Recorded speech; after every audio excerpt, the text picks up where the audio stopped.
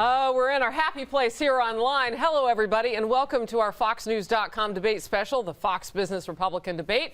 I'm Harris Faulkner, along with Kennedy, Charles Payne, Meghan McCain, and Jessie Waters. I love how they put us in boxes, but we're sitting 3 inches apart. Like I can reach out and I can touch you, right? Touch you right back. Oh, look. Well, you know what? It was interesting. It was on like Donkey Kong. Yeah. Finally, right? This is the feisty debate we've been promised, Harris Faulkner. Woo! It's kind of like us in the makeup room. Yeah, getting after it. Sparks were flying during the first debate of 2016 as 7 GOP candidates squared off in North Charleston, South Carolina for the primetime debate. Donald Trump, Ted Cruz, Marco Rubio, Ben Carson, Chris Christie, Jeb Bush, John Kasich. No titles there. They took off their gloves and they started a fight. Well, not literally, but it did get interesting. We have put it all together in a montage-y thing. Let's watch. If I am elected president, no serviceman or servicewoman will be forced to be on their knees, and any nation that captures our fighting men and women will feel the full force and fury of the United States of America. Maria, I'm glad to have heard from you in the summary of that question about what's going on in the world, because on Tuesday night I watched Story Time with Barack Obama, and I got to tell you, it sounded like everything in the world was going amazing. Hillary Clinton would be a national security disaster. She's under investigation with the FBI right now. If she gets elected, her first 100 days, instead of setting an agenda, she might be going back and forth between the White House and the courthouse. We need to stop that. Well, Maria, thank you for passing on that hit piece on the front page of the New York Times. I hate to interrupt this episode of Court TV, but the real... Neil, I was mentioned too. Where? Yeah, I said everybody. Oh.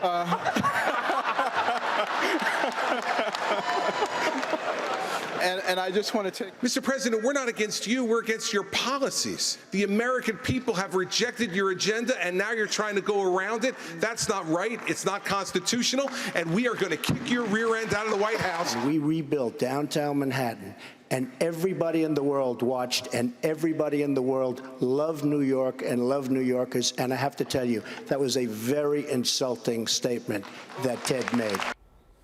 That had a little bit of everything. It was like Mom's apple pie where she put other stuff in besides apples. What were your thoughts? This is when the election gets real, and you felt that tonight. Yeah. You know, it's no longer the glossed talking points, and I thought the moderators did a fantastic job of staying on exactly who they should have, and you really got to see with that exchange between Donald Trump and Ted Cruz that those are the two front runners. They had a lot to say. I think Ted got the best of him, and the birther argument, interesting. I really do, but then I think Trump walloped him about New York City. Well, you know, it was interesting because toward the end of that birther conversation, he said, you can't use my mother. It went like your mama for a minute. Yeah. Right? Mm-hmm. Well, I agree that Ted Cruz really crushed him. He was prepared for this birther thing big time.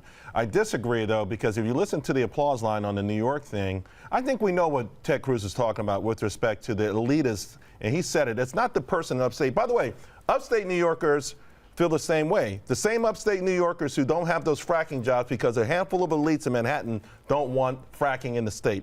So I disagree with that, but if you listen to the biggest applause, it was amazing. I mean, Ted Cruz came out swinging. I think he landed some serious body blows, and I think we're going to see some movement on Ted Cruz. I really do.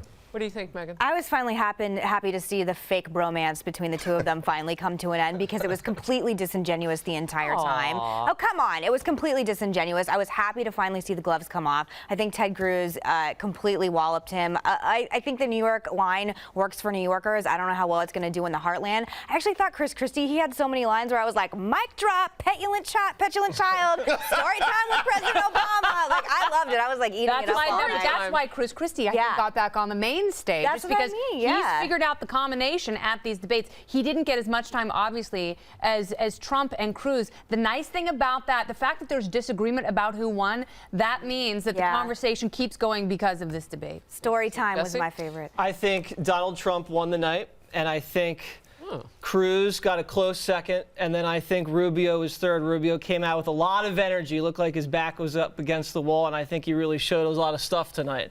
I think the first exchange between Cruz and Trump, I would give to Cruz by a hair. On the birther? On the birther thing, I thought he was very well prepared for that. I don't even think Donald really cares about that. I think he's kind of just throwing a little cheap shot, and he knows. He admitted offered it. to give him He said, he goes, I'm only doing it because you're up in the polls. Well, but then, I think that free legal advice. Right, the New York values thing, I see where he was going with it, but it backfired on him. I have to disagree with you. Yeah. I think when he said in the 9/11, the smell of death, day after day after day, and when the whole nation watched this country and watched this city rebuild like that, it was a very touching and very powerful moment. And then after that, I thought Trump almost ran the table. Everything was focused on him. It was focused on reaction to his Muslim comments. It was focused on what he said to the New York Times about China, went on a whole riff on China, and really showed his stuff when it came to trade and finance. So I think Trump started a little slow, but then he finished strong. Let's take a look at that birther section, because we've edited some of that together so everybody can kind of see how that came about, and then we'll talk more. Watch.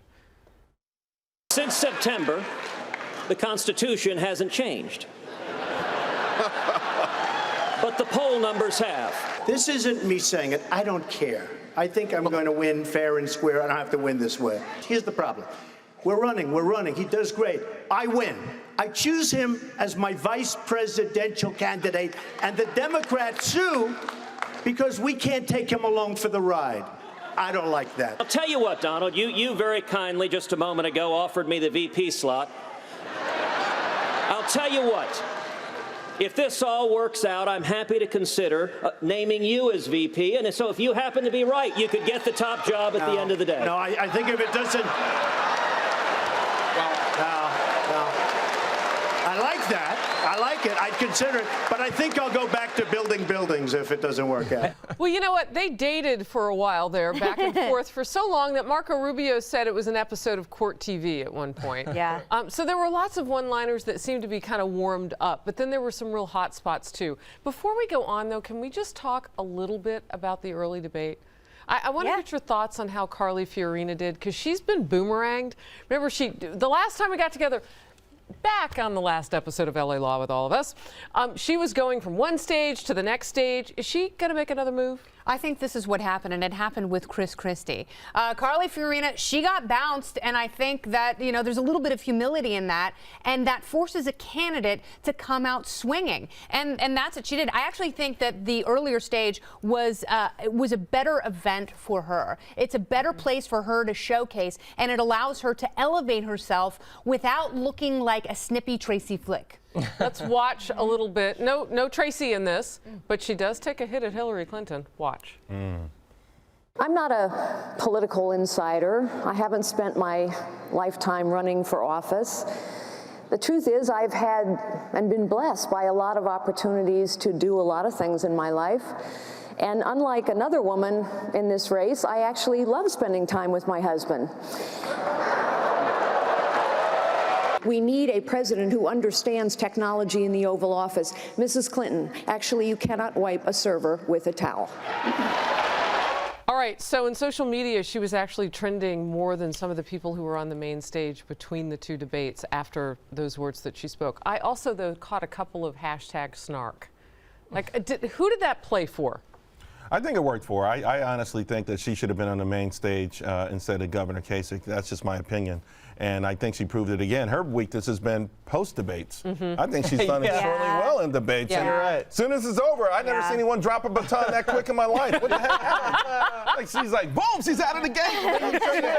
That's true. I don't know what's going on. Debates for her like an extended press conference, and she's been doing so well in these press conferences. She's been holding for a year, and you know when she gets an interview, it just doesn't have the same spark. All right, we've got that, by the way, to me, is Trump's biggest strength.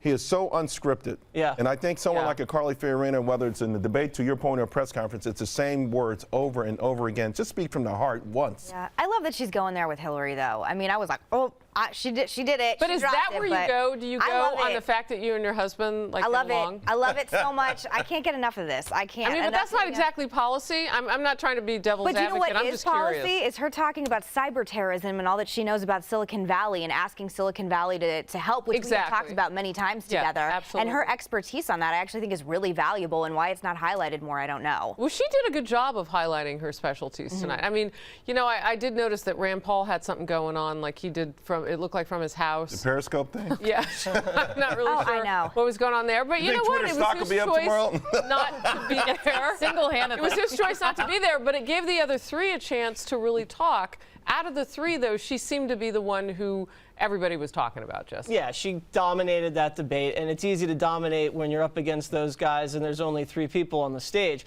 But I mean, I like Carly. I just don't want to see anyone added to that. Oh, no. main You got to start stage. taking people off Okay, the so stage. who comes People off off. I wanna after see tonight's people added, debate so- performances? Who comes off, Jessie? Listen, Kasich's got to go. I love Why do you him, but guys he's keep gotta saying go. Kasich? You didn't think he did a good He had Terrible. nothing No. memorable the whole night, so he's got to Terrible. go. Jeb, unfortunately, I think he's got to go, but he's got enough money did to better stick around. tonight? He did better, but you can't do worse.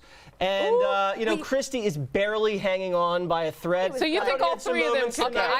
But I think the main guys are, like we said, it's Rubio, it's Cruz, and it's Donald Trump. Okay, to add on to that, I think that Christie has elevated his debate game, and Jeb plateaued after the second debate.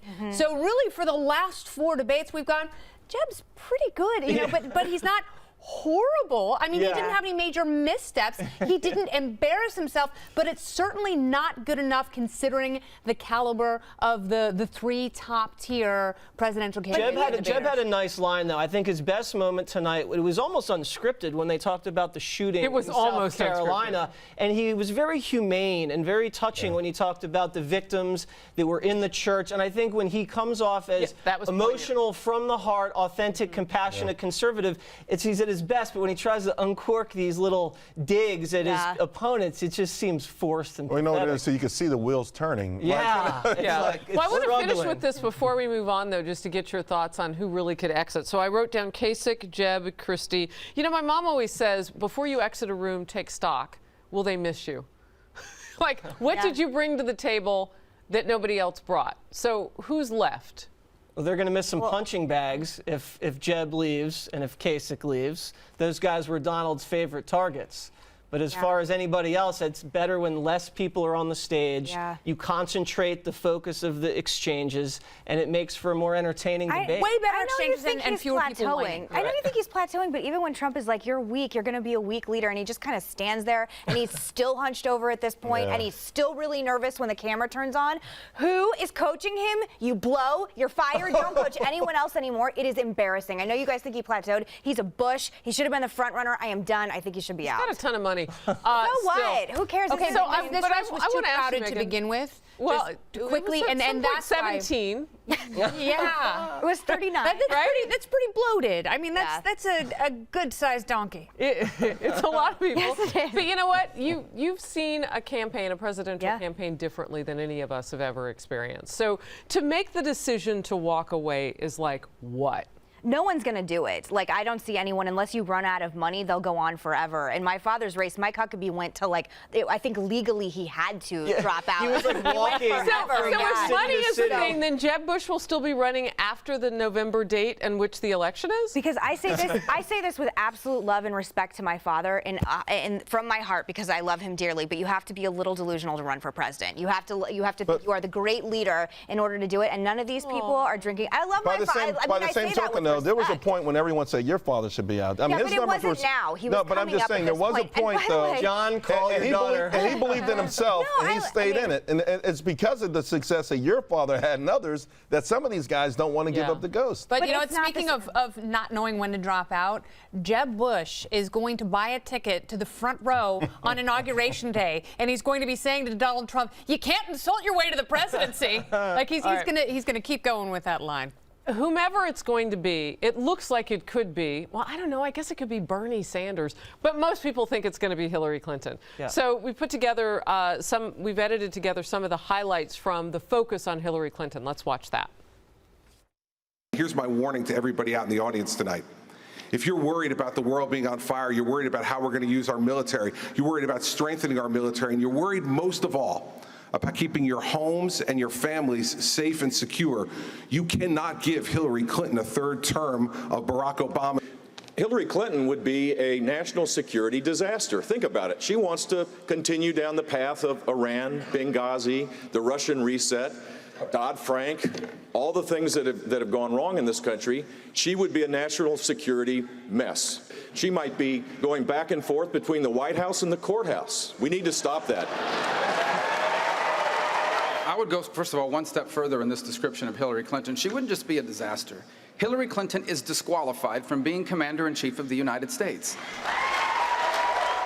Wow, Bush's line between the White House and the courthouse, that got a rousing response. And so when we first set out here, just to give you a behind-the-scenes look, I said, hey, you know, Jeb Bush did great compared to how he has done. And Meghan shut me down like an ex-boyfriend. I'm so sorry. It's not directed at you. I'm so deeply disappointed in Jeb Bush for a long time. I remember almost 2 years ago being told that he was going to be my hope in this election cycle. For someone who is not a Trump supporter, he was supposed to be the person that could knock out someone like this. And he is, I think I might be better at debating on a stage than he is. I mean, I can't get over that. How was he against Hillary, though? He's not a good candidate. You know, I agree. It's not just, I agree. He's not a good debate performer, but he's also not a good interview, and he's not a good But how is he speaker. against Hillary? Because isn't that the thing? Like, I think she would eat him alive. I think Hillary Clinton would eat Jeb Bush alive. She wins in the clash of the dynastic titans. Right. I mean, I think people look at the ticker and they see Bush versus Hillary. I mean, it was Bush versus Clinton. People remember the go-go 90s, and they know Bush is a little too soon. But when they go after Hillary, the courthouse line by Jeb, that was his best line, I thought. The Rubio line about she's not a disaster, she's disqualified herself. I thought that was incredibly powerful because she's a national security risk with her email and just with her hapless stewardship at the State Department. But I think Christie really hit the nail on the head. I think it was him. He said, whoever is elected as a Republican to the White House, you're going to have the House, you're going to have the Senate, you're going to appoint judges to the Supreme Court. If there's a Republican, you have repeal and replace Obamacare, you're going to slash taxes, you're going to get the border under control, you're going to do a lot. Everything on the Republican agenda is getting done. So you have to nominate someone that definitely can defeat Hillary Clinton. Don't put up anybody that's going to go soft. And that's why I think the Donald is attractive to a lot of people, because he's not afraid to go after Hillary's jugular like some of the other candidates. That's an understatement. I do want to watch something, though, on Benghazi from Marco Rubio, because when you talk about upping the ante against Hillary Clinton, you might put this in that category. Watch. She wouldn't just be a disaster. Hillary Clinton is disqualified from being Commander-in-Chief of the United States.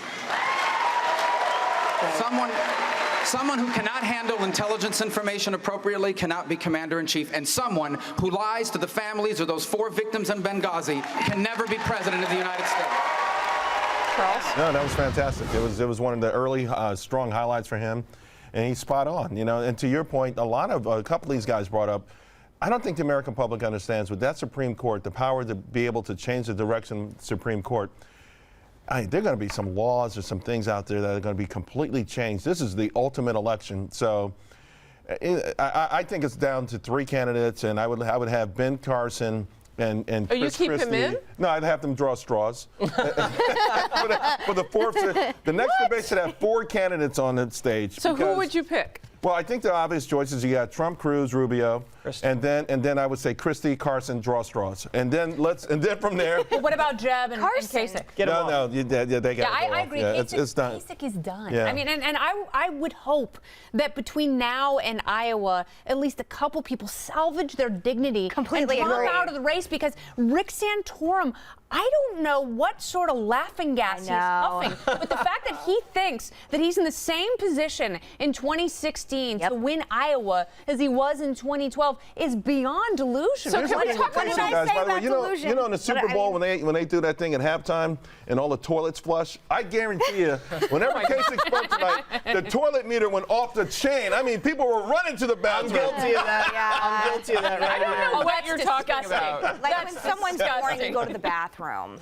Oh, no, during the Super Bowl at halftime, there's it messes with municipal water supply because Everybody gets flushes up. at the same time. So why did they come down so hard on the wardrobe malfunction if nobody actually saw it in the building because everybody went to the bathroom? Oh, they finished by the time Where Janet are came we out. going now? Yeah, you're too smart for my dumb jokes. Put it that way. Oh, no! Thank God for TiVo. Remember that? So I want to get this out there, though, because you're talking about Rick Santorum, and I got to tell you. No, we're not. He was at one point trending for being loud. Oh, yeah. And I'm watching the debate. Man. Right? You came by my office at one point.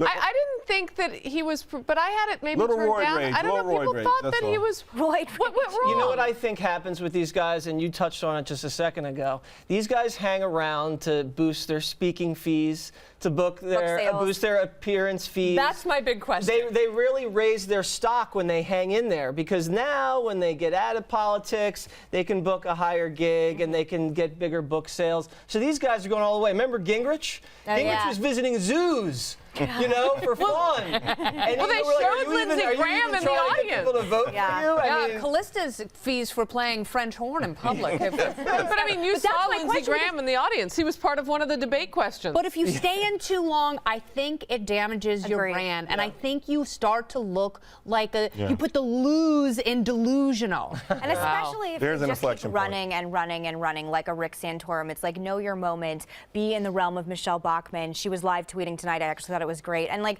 use your experience to good use. But I don't know. I just think Rick Santorum is such a relic of Well, he's still relatively young. He's got a lot of energy. He's got the evangelicals. Many of them stayed home last time. I mean, I do think that he thinks he has a natural. But Ted Cruz has stolen all his momentum. If he had the evangelicals, he'd be at more than 0.5%. Well, Ben Carson has taken some of them. I was just in Iowa, and we spoke to some evangelicals for The Factor, and I asked them, did you vote for Romney? And they all said no. And I said, who did you vote for? And they say, I wrote in Rick Santorum. He was a write-in candidate for a lot of these guys that held their nose because of theological reasons. Oh, that's so there's, and a lot of them I say, who you're voting for now? Cruz or Trump, that's the big evangelical guy. But he does touch on a lot of these evangelical voters, and you know, they're a big, well, his big money movement guy there that's in why Iowa. he's behind him. Freeze is the guy behind him with the, and that's the main he has thing. one big donor, and that's really all it takes. But it's based on his strength on. Just need one big donor. Well, one of the topics that came up, obviously, is something that the president has spent a lot of time on recently, and that was guns, gun control. Let's watch a little bit of that. Okay. Whoa, a mirror. I'm just joking. The first impulse of Barack Obama and Hillary Clinton is to take rights away from law-abiding citizens. We have to protect our Second Amendment, and you cannot do this, and certainly what Barack Obama was doing with the executive order. When I'm president of the United States, we are defending the Second Amendment, not undermining it the way Barack Obama does. Here's the thing. I don't think the founders put the Second Amendment as number 2 by accident. I don't think they dropped all the amendments into a hat and picked them out of a hat. I think they made the Second Amendment because they thought it was just that important. Listen, in any Republican primary, everyone is going to say they support the Second Amendment. Unless you are clinically insane. That's what you say in a primary. But the voters are savvier than that. They recognize that people's actions don't always match their words. I've got a proven record fighting to defend the Second Amendment. So where do you go from here, Jesse? I think on guns, listen, Hillary is so vulnerable on the Second Amendment. I think 60 to 70% of this country agrees with these Republican candidates on guns. So when you put that up against Hillary and you put national security issues up against Hillary, which the Republicans own by a lot, she's in deep, deep trouble. I saw Rubio go after Chris Christie a few times on guns. I don't know who was lying, because she said, oh, you know, you voted to ban guns in New Jersey, and Christie said, I was pro-gun in New Jersey. Who knows what the truth was there? It's a mixed bag legislatively for him, considering what he's vetoed and what he's signed into law. Also, if you look historically at the since President Obama's come into office, right, until this week, until the market pulled back this week, from January into the beginning of this year, Smith & Wesson stock was up 989%. Now, it wasn't all Obama. Higher than Google and Apple. There have been a few times when states have made overtures about taking your guns, and one of those spikes came from Jersey. Chris Christie in office.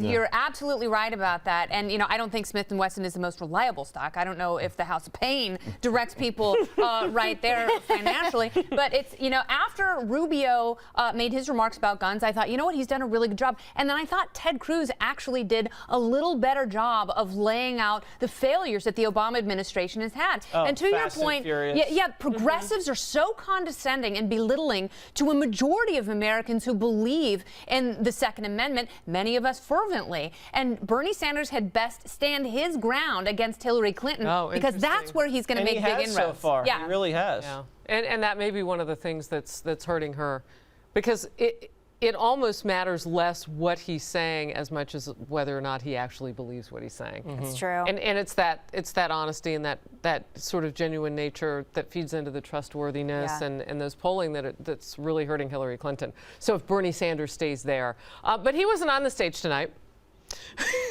Donald Trump, though, gets a lot of credit for being somewhat like him in the sense of just saying what's on his mind. Who else stood out like that tonight? Anybody come unscripted in your heads? I always think Chris Christie kind of speaks from the gut. He speaks clearly but and Charles simply. wants to make him draw a straw. Yeah, listen, he wants to stay. You got to narrow the field down. He's for number 4. He has respectable numbers in New Hampshire, and New Hampshire voters are notoriously unpredictable. So it's not like he can't still pull this out someplace. I think Ben Carson actually is someone I would say should pull the plug way sooner than Chris Christie at this point. I think he's right at the ship. Yeah, well, exactly. you know what? He did make some huge mistakes, particularly some guy he's paying $20,000 a month. I mean, some of this stuff was ridiculous. But well, his finance guy the polls have today. stopped going down. He's leveled around 9-10%. I think if Iowa's not good for him, I think he will, to your point, do the right thing and step out. Do they wait till after New Hampshire, though? I mean, that's my big question is when do some of these formerly prestigious campaigns pull the plug? Here's the thing. It's to your point. I think if there's an establishment conspiracy, after Iowa, they probably get in the room and they say, Kasich, you got to go so that Rubio can get those votes. Perhaps Christie, you got to go. Because if you start to add up all of those guys, what Rubio has, he's got a shot at New Hampshire. I don't think Kasich is going to bow out before New Hampshire. The guy's actually doing quite decent. Exactly. He's at 10, 11%. So he's not going to take one from the team. I think maybe if he bows out after South Carolina. And that's the Trump's advantage. Yeah. That's the Trump's advantage, that the ego of these professional establishment politicians who have had a taste of the power, we talk about who's unscripted. They go back to it because it's muscle memory. They've given these speeches a million times. But every time they get caught up trying to be real, they just go back to the first thing they remember. It's also the reason why the non-establishment candidates, there's just not a snowball's chance in hell at this point, because no one's going to get out, and piece by piece, it's going to take away from someone who could actually possibly go up against Trump or Cruz. Well, so they will inevitably be the final And to that, what I've been saying for a while is Cruz and Rubio have to make a deal, because I really believe that one of them could surge, and at this point it looks like Cruz. Although, Ruby was that establishment lane candidate for a while, but the only way either one of them is going to overtake Donald Trump is if one of them gets out. The other thing, Kennedy, if Cruz and Trump went head-to-head and took votes from each other, if Rubio could persuade these other guys to get out, and he was the only establishment candidate, he would actually have a great chance, because these other Cruz and Trump obviously share a lot of voters who go either way. The NBC Wall Street Journal poll just came out, and if it was a two-person race, if it's just Trump and if it's just Rubio, Trump wins. But if it's Cruz versus Trump and there's no one else, Cruz actually beats Trump 51 to 43 among Republicans, which is very surprising. So why do you think that is? That doesn't ultimately surprise me. Because I think Trump's support a lot maybe is from independents or non-voters or even some blue-collar Democrats. And if you just poll Republican primary voters, Cruz is going to nip them a little bit. Okay, but here's just very quickly, and because I really want to hear what you have to say about this, but about Cruz, he has been consolidating his base. Yeah. He's the one person who has been so smart and so methodical, and he's been going after these certain roads, making inroads with evangelicals, making roads with constitutionalists and Tea Party people, and on immigration. And although, he's got a questionable track record on immigration, he's more consistent than Rubio. Right. And whereas Donald Trump is kind of all over the place and you can't pin him down, Ted Cruz has been defining himself and the groups that he's going after, and I think that's why he does So we're starting to get, because there's a spin room and they go in there and their PR people come up with their statements. And so here's a statement from Carson for president. Just as they come in, I'll just read a couple paragraphs. Dr. Ben Carson, and this obviously is shocking coming from his camp, right? Dr. Ben Carson was the clear winner of tonight's debate. Yes, he was. He showed that unlike the current administration, he will take decisive action defending America and destroying ISIS. Also, unlike the current administration, he will call out our enemies, such as the Council on American Islamic Relations CARE, ignoring the criticism of liberals and the PC police, yada, yada, yada. So those statements are coming out as they do. When they pop up on my screen, I will share them. This is everybody's opportunity to own their moment, something that you said, Meghan. So how important is it that they own this moment in the media and don't cede it back to Donald Trump like within 15 minutes.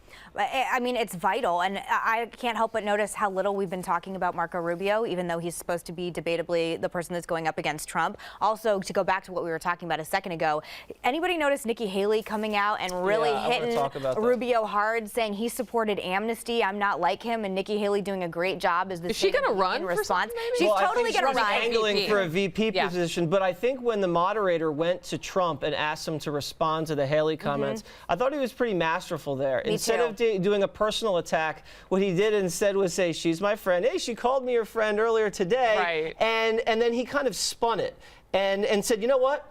I am angry. Wait a minute. I'm going to own it. We have it. Let's watch it. Okay.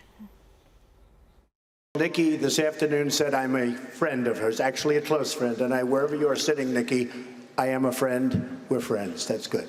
But she did say there was anger. And I could say, oh, I'm not angry. I'm very angry because our country is being run horribly. And I will gladly accept the mantle of anger. Our military is a disaster.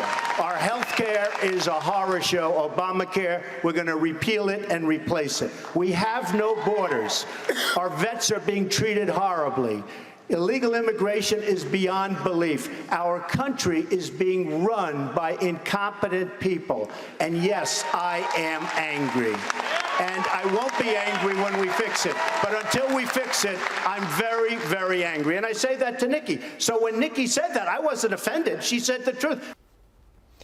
So I think that was an important moment right there, because you hear from the elites and you hear from the media that there's this angry politics in this country, and Donald Trump is angry and it's turning people off and it's going to hurt the Republican Party.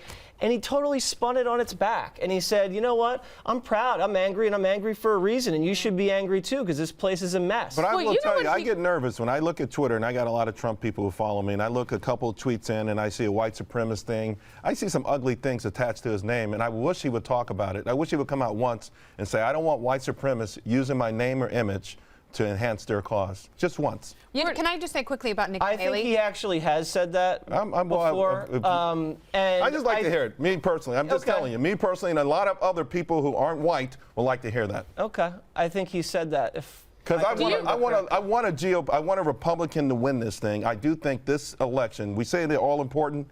This is critical. But the fairness to Donald Trump, though, I mean, so Charles, what you're saying is you want him to take ownership of some of the people who come I didn't say ownership. Rallies? I want him to, if we say in this country that if a Muslim commits a crime and we expect the average Muslim who's a plumber to go out and parade in the middle of the street and say, please, I disavow these people. If we're saying that Muslims are obligated to do that, then I would think that the next commander-in-chief should say, hey, these people who are attaching my name to their cause don't represent me. I don't represent them. That's all. Not take ownership of it. Acknowledge that it's happening so that people who are uncomfortable and worried, the people that Nikki Haley was inferring about. Do you think other candidates get called out on that? Because, I mean, it happens. If you go where there's a group of people, there are always crazy people in the audience.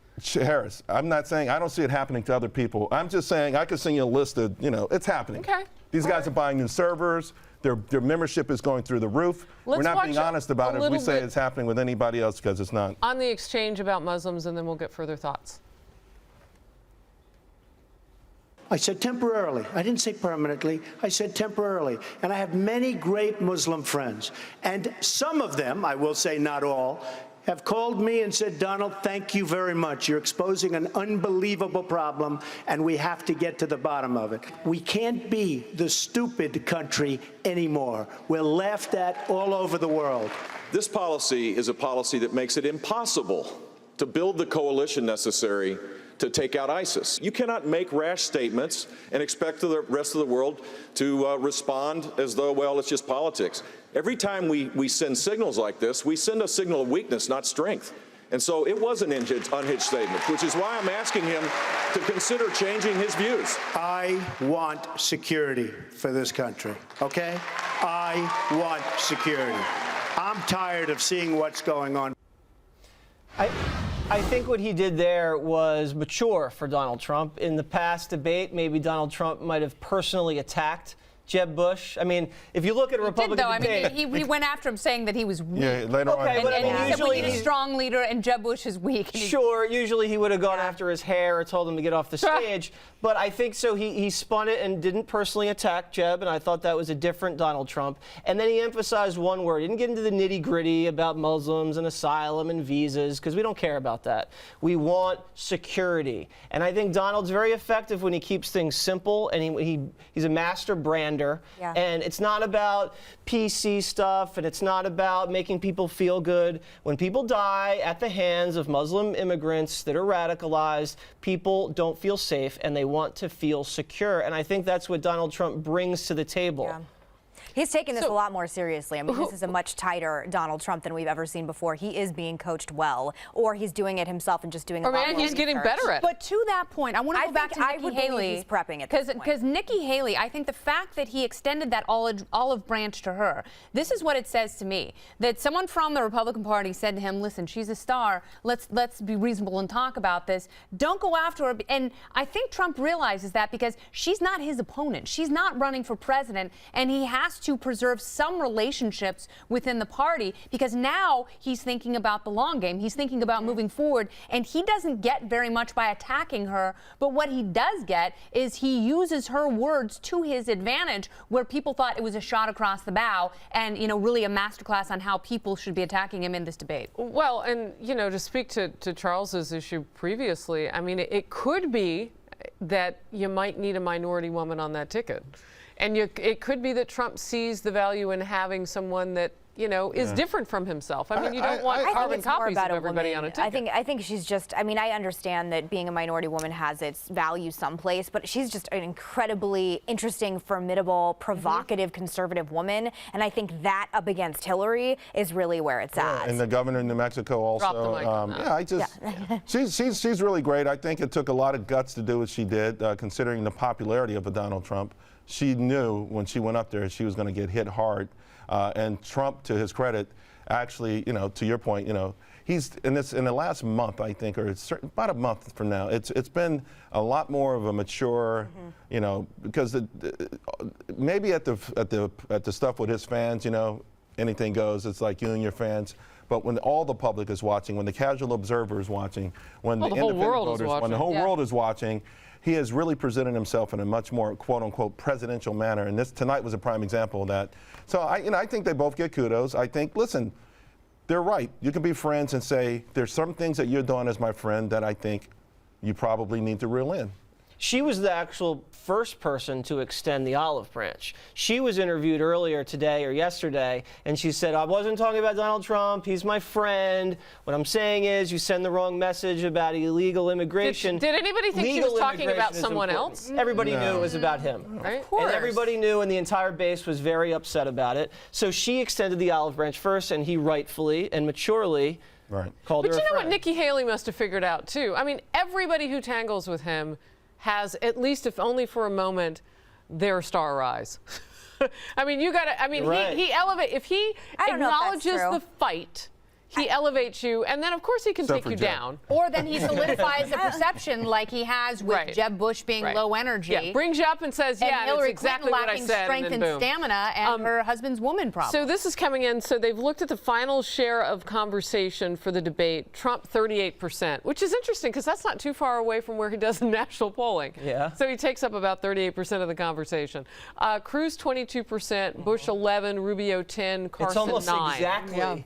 That's what I'm saying. Isn't that bizarre? Yeah. And Carson 9, and then I don't have the breakdown beyond that, which Charles would like because he thinks people should draw straws if we need to know that the last two. We if need they're in four. The single digits. The next one on Fox News needs to be 4 people because as great as this was, and it was really great, I think we are getting to the point where one of the things I saw a consistent stream on Twitter today was we want just a little bit more in these details because to the point that was brought up, they all want lower taxes. Okay. I would love a Republican to explain to the average middle American or poor person why lower taxes benefits them. Because all you hear from Bernie Sanders and Hillary Clinton is that lower taxes only benefits the 1%. So they're not paying their fair share. You know who did a great job of that? George W. Bush used to say all the time, it's your money. It's not our money, it's your money. And why are we all of a sudden feeling as the government that we have ownership of your hard-earned money? And, the government's not just there to, tax and then give you back whatever you think you deserve. It's your money to begin with. Right. We're giving the government our revenue to build bridges and defend us, and they're not doing a very good job of it. But I think to Charles's point is that Bernie Sanders is winning the branding race right now. That's why he's doing so well in defeating Hillary Clinton by 14 points in New Hampshire. I want Republicans to explain to young people why being taxed 90% of your income is not only delusional but scary. And we're not doing a very good job of that. And I agree with you, Charles. I think there's too many people on the stage, and we're not getting densely into the issues as much as we should be. And it limits mobility. But, to your point, Bernie Sanders is using that argument. He's saying to, the 99%, the billionaires are taking your money. That's your money. And instead of the government taking it, he's saying that rich people are taking it. They're robbing the rest of the country. And because of the regulation and the taxation and the bailouts and everything else, people don't have economic mobility. Right. They are still hurting, and that's why even it resonates. tonight, that Pew poll was brought up. I think it was either the first debate, maybe. The new Pew poll that showed that for the first time the middle class is less than the bottom and top class put together. But the poll also, if you look at it, does show there was some upward mobility. Now, true enough people went down. And I think what needs to be explained is that when someone's going to say in a general election that corporate profits as a percentage of GDP have never been this high, income, salaries paid to workers has never been this low. Wow, look at that dynamic. So one of these Republicans got to say, well, the reason why corporate profits are so high is because we sell a lot of things outside of this country. It's not a proxy for it. The only person who breaks it down like that, though, is Donald Trump. I mean, at one point, he turned to one of the moderators, I think it was Maria Bartiromo, and he said, well, what you're talking about is inversion. Corporate inversion. Right? And then he started explaining. I'm like, oh, okay, so he's going to teach class now. It bothers me because everyone says Trump is so stupid, and he talks in such a dumb way. That? I mean, he's getting criticized for being this dumb, simple guy. This is a Wharton guy. This guy schooled people on Chinese trade tariffs and corporate inversions. He almost really heated up towards the back half of that debate. Yeah, but he talked about it the way Charles did. He made me understand it. Simple. In just a second. But can we watch a little bit of the business in China? Let's watch. China. By the way, Jeff, you mentioned Boeing. Take a look. They order planes. They make Boeing build their plant in China. They don't want them made here. They want those planes made in China. They're a mile That's away not the from way the game is supposed to be played. Well, fact is the plane that's being built here is being sold to China. You can, if you flew in with your 767, didn't you? Right there, right next to the plant. No, the new planes. I'm not talking about now. I'm talking about in the future. They're building massive plants in China because China does not want Boeing building their planes here. They want it built in China because China happens to be smart the way they do it, not the way we do it. When you head back to the airport tonight, go check and see. Oh, yeah, I'll check for you. Check it out. I'll check for you, Jeb. I mean, but he was breaking it down. He wasn't just schooling Jeb Bush. He was teaching everybody else who was watching. Here's the dilemma, though, honestly. Here's the dilemma. A lot of people are watching this show on laptops that were made in China, and they probably paid $399 for them. If we go through with the trade war, can the average American afford a $1,000 laptop and a $1,500 flat screen TV? Because it will be an ugly drag-out battle amongst both nations, and I think China could endure it better than we can. We're spoiled, but I think what Trump's saying is just the mere threat of a trade war is enough to get the Chinese. But I disagree with him because I'm going to tell you right now, China has $3.3 trillion in cash. It's a communist nation. It's almost like going to war with North Korea. One reason no one will go to war with them, because their leader can send out 1 million people who can be murdered, killed on the battlefield, and will still be the leader. They don't care if they're going to suffer. They're suffering already. Right. But listen, their stock market stinks right now, so they're not going to all of a sudden do that. But it's not just their stock market. It's their currency. It's a fact that they're over leveraged. What you guys are saying right now, what all of you are we talking have about, $19 trillion in debt, guys. Let me tell you something. But no what you're one saying, is people don't more understand, precarious. Charles. I'm trying to explain I was in your office, but I think you are brilliant. You have a show on finance, but the average person at home does not understand what you're talking about. But I'm writing and what down you're what you're saying is that Donald Trump is breaking it down in a very accessible way. He is. Even for me. I think he's wrong on tariffs. I think he's wrong on That's what I'm trying to say. Tariffs, and that's economic isolationism, which is as dangerous as what Hawks accused Rand Paul of. In his defense, what he's saying, he is a free trader. He just wants to do it smartly and fairly. And More I think fair, a lot of more workers fair. in this country Right. agree with that. Fair More- trade. it's gotta That be- sounds like coffee So by we're online right now, and I'm watching a lot of social media, and I feel a little bit like I'm silly because you guys had to school me. I had to look it up on his Twitter page. Treat Williams, what was the last thing he made? Why don't I know him? It's been a while. This actor. Okay. I think he was an Anyway, Oleana. you want to know how the New York values is resonating across platforms right now. It's interesting. This is getting a little bit of heat, his tweet. New York values: sent the firemen and police in my neighborhood downtown without hesitation on 9/11. Many to their deaths. Bless them. Let's watch that section of the debate now. I think most people know exactly what New York values are. I am from New York. Well, you're from New York, so you might not. But I promise you, in the state of South Carolina, they do. And listen, there are many, many wonderful, wonderful working men and women in the state of New York. But everyone understands that the values in New York City are socially liberal or pro-abortion or pro-gay marriage, focus around money and the media. When the World Trade Center came down, I saw something that no place on earth could have handled more beautifully, more humanely than New York. The people in New York fought and fought and fought, and we saw more death, and even the smell of death. Nobody understood it, and it was with us for months, the smell, the air. And we rebuilt downtown Manhattan, and everybody in the world watched, and everybody in the world loved New York and loved New Yorkers. And I have to tell you, that was a very insulting statement that Ted made. Social media blew up at that point. I mean, when you were watching, there were just people who were going nuts at that point. Even in South Carolina, where you'd think they'd be pretty anti-New York values, Donald was effectively able to turn the tables on that. Cruz is talking about, and he says it, socially liberal and focused on the money and the media. And that's a dig at Donald Trump. We get that. But what Donald is saying, we're not talking about social values. We're talking about grit. We're talking about determination. We're talking about a fighting, can-do spirit attitude. And he used the Trump card. I don't like to bring up 9/11 in political discussions, but if you're going to take a shot at New York values and you saw the Trade Center come down like Donald did and probably had friends die that day, you're going to play that card if that's the only time you're going to play it. And I think he played it with a lot of that was heart. a manifestation of the American spirit. I would right say there. one thing. Yeah. First of all, the first day they allowed trains to go back, my office, my gym was part of the crime scene. The first day they let trains go back, I was on a train going to work. My stop was after Wall Street, and the Wall Street door opened. The smell of death almost knocked me to my feet. But having said that, as a kid, I grew up all around the country. I lived in Alabama, Texas, North Carolina, Virginia, Germany, Japan. I never felt the sting of racism until I moved to New York and elitist New Yorkers. Ted Cruz is talking about the elitist New York. He's not talking about the people in upstate New York who can't get fracking jobs because Mark Ruffalo doesn't want them to have one. That's who Ted Cruz is talking about. And That's another actor. And I do think, let me tell you, I spent a lot of time last year in Alabama and a lot of time in New York. There's a distinct difference. I think most people who spend time in the South or the West understand what Ted Cruz is talking about. He's not taking a dig at the construction worker in Long Island or the hard worker upstate New York or police or firemen.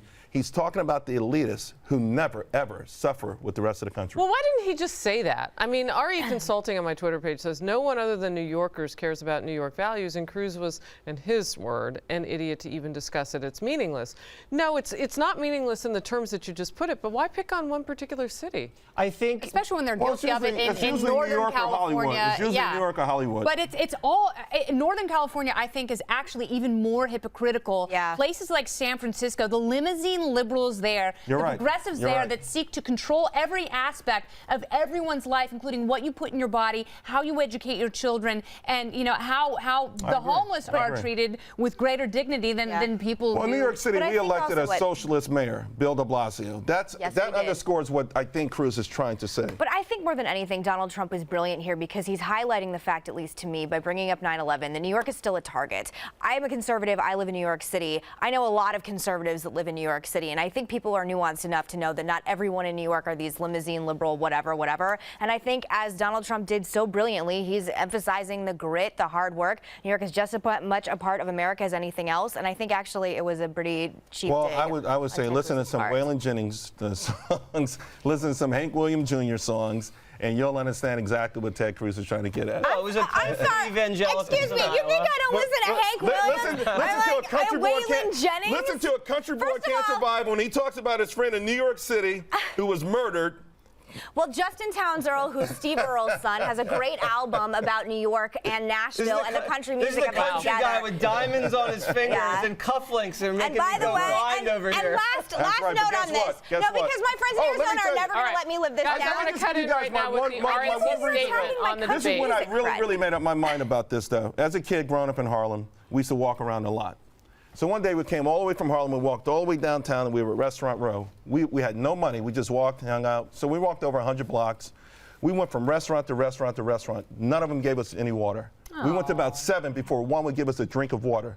These are restaurants that had people with poodles in their laps. They wouldn't give us a drink of water. That would never happen down south. That would never happen in the north. That would never happen in the west. They wouldn't even have poodles in the south. Right. They would be They'd shave them. They'd be like hairless dogs. Just really quick, okay, moving on. Shout out to Shooter Jennings. Our country He's a boy friend of mine. He's a friend of mine. Hi. I just want to read the Republican National Committee response to the debate, and then you guys can go on.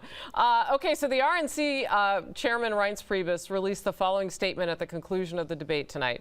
Quote, "Our debates continue to showcase the most well-qualified and diverse field of candidates from any party in history. The unprecedented enthusiasm surrounding our debate reflects America's eagerness to put a Republican president back in the White House. Our field is putting forth policies that will keep America safe and create opportunity for Americans of all backgrounds." And I'm reading this whole thing because it's only one sentence longer, which seems kind of short.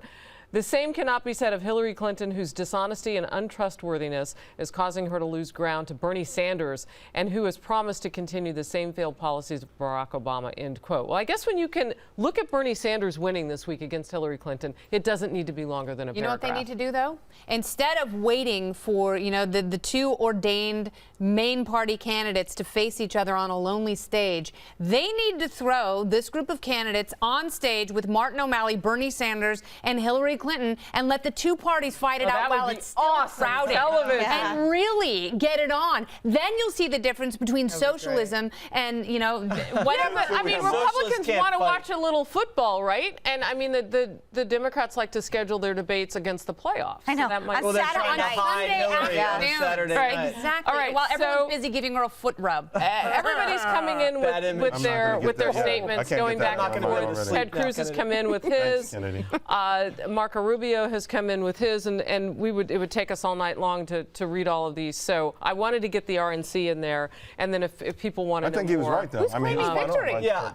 Everybody's claiming victory. I mean, the one that I read earlier from Carson, you could just interchange the names. Like a great night for John. Yeah, it'd be great if someone said I lost. This evening. John Kasich took it home. You know what? Rick Santorum. I have to tell you, Rick Santorum had a 2-word press statement. Nailed it. But I have to say, if you go to the spin room with any of these people where their staffers are, that's what they do. You got to drink the Kool-Aid, and they're like, I'm telling you, Kasich's team is like, crushed it, killed it, we're bringing it on home. That's what they're doing tonight. You know who I really thought won the night was that Monster Money promo for that trailer. Did you see? Julia Roberts, Clooney. It was like the sickest trailer I've ever seen. I thought it was intense. Yeah, I got to get that flick. I mean, it's coming out. I want to say something about Reince Priebus, though. Looking at these candidates on the stage, I was so impressed by these guys tonight. You didn't have any fat. We cut the fat out of the stage. These guys were strong, articulate, informed, well-researched, diverse. When you compare him to Hillary, who's stammering, who's small. Let him compare him to Hillary. Put them all on the stage at the same time. I would love socialist. To see it. Yeah, I mean, it's so pathetic, just a screenshot of these candidates side by side. I think the Republicans have a really stacked deck this year. It's so funny because I felt that coming in, then it felt like it was waning amongst this sort of bickering, and now it feels like they've righted the ship. Yeah, the cream of the crop. Okay, so in watching social media now, the third most tweeted moment for the GOP debate, Trump and Cruz going back and forth on the polls. Let me know in the booth if we have that, because that might be. The second most tweeted was 9/11, which we already watched, and New York values. And I'm looking to see what the number was. Was it Carson with the little joke? I like that joke. Said everyone. Yeah, I think they're still trying to figure out what was the most. But it's interesting. Well, how did they get the second and the third then? Okay, whatever. But it was interesting to see those two go back and forth. And then when I read earlier, the 38% of the time went to Trump, and, it works and every 22 went to. I mean, that's kind of what the polling is now. It's almost 60% of support for those men, and they take up 60% of the talk oxygen in the room as well. They were the two titans tonight. I mean, you could see the first clash. Like I said, I thought Cruz got the better of him. And then Trump came back really strong on the second clash and dominated with the New York values crackback. And then I think Trump ran the table at the end with the trade war with the China stuff. But like I said, I think Rubio is quietly showing a lot of energy and is kind of sneakily still in the conversation as a top-tier candidate. Yeah, we'll see if he can take some of Ted's thunder. But to your point, if Ted Cruz had shown up and just given a mealy-mouthed, I want to be best friends and hug Donald Trump, it would have been so disingenuous. Right. And people were waiting to see if they were going to throw elbows. He took the gloves off and they finally tonight. did. Finally. And it made the debate, I don't think it took it in the gutter. I think it made it more substantive. I agree. All right, I'm being told in my ear we have about 5 minutes till the top of the hour. I'm tweeting this out. Most tweeted topics during the debate in this order: foreign affairs, gun issues, economy. I'm asking people, who among the candidates tonight, first and main stage prime, do you think would keep the nation safest? I want to go around the table and ask the same thing. Jesse? Someone brought up an interesting point today about Trump's VP pick. And they made a point about putting someone like Petraeus in the VP slot. Because right now, Trump's the strong man. But does Trump have the kind of the tactical military awareness, the foreign policy expertise to really kind of be sophisticated about moving alliances? If you put Petraeus in there, who's a legitimate war hero, Amen. The surge in Iraq and then orchestrated another surge in Afghanistan, I think this country sees a businessman and a war hero on the top of the ticket. Who's not going to vote for that? Oh, I think that's an overwhelming landslide ticket right there. And I think Donald Trump could really keep the country safe if he had someone like Petraeus getting his back. What do you think? Oh, I second. I mean, if General Petraeus were the vice president for any candidate, I would dance in the streets with happiness and joy.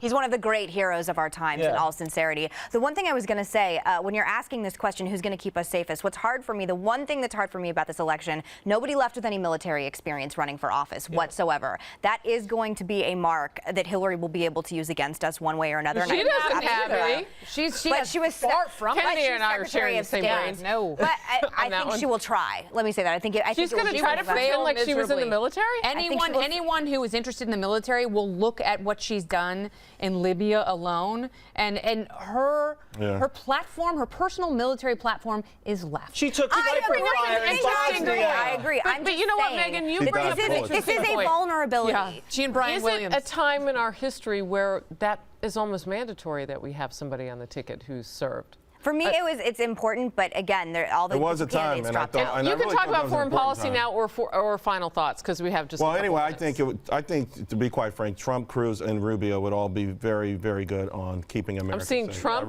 as an answer back, Cruz an answer back, Christie and Fiorina an answer back on this issue. Trump again. Your thoughts? I'm not going to focus on safety. I'm always going to focus on freedom.